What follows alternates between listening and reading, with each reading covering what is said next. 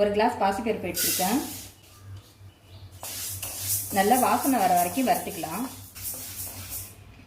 வறுத்த பாசிப்பருப்பை நல்லா கழுவிட்டு ஒரு கிளாஸ் பருப்புக்கு 2 கிளாஸ் தண்ணி சேர்த்து குக்கரில் 3 விசில் விட்டு எடுத்துக்கலாம்.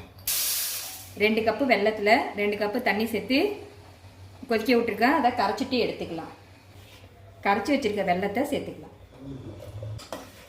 இதை நல்லா கலந்துட்டு 2 நிமிஷத்துக்கு கொதிக்க விட்டுக்கலாம். பாயசம் டேஸ்ட் கொடுக்கறதுக்காக ஒரு பிஞ்ச் அளவு சால்ட்டு சேர்த்துக்கலாம். அரை கிளாஸ் அளவுக்கு காய்ச்சின பால் சேர்த்துக்கலாம். பால் சேர்த்ததுக்கப்புறம் ரொம்ப கொதிக்க வேணாம். 2 ஸ்பூன் நெய் சேர்த்துருக்கேன்.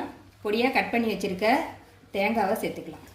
தேங்காய் நல்லா வறுபட்டுட்டு அதில் முந்திரி பருப்பு சேர்த்துக்கலாம். திராட்சை சேர்த்துருக்கேன். இப்போ இதை நம்ம பாயசத்தில் சேர்த்துக்கலாம். 1 ஸ்பூன் அளவுக்கு ஏலக்காய் பொடி சேர்த்துக்கலாம். அவ்வளோதான், நமக்கு பாசிப்பருப்பு பாயசம் ரெடி ஆகிடுச்சு.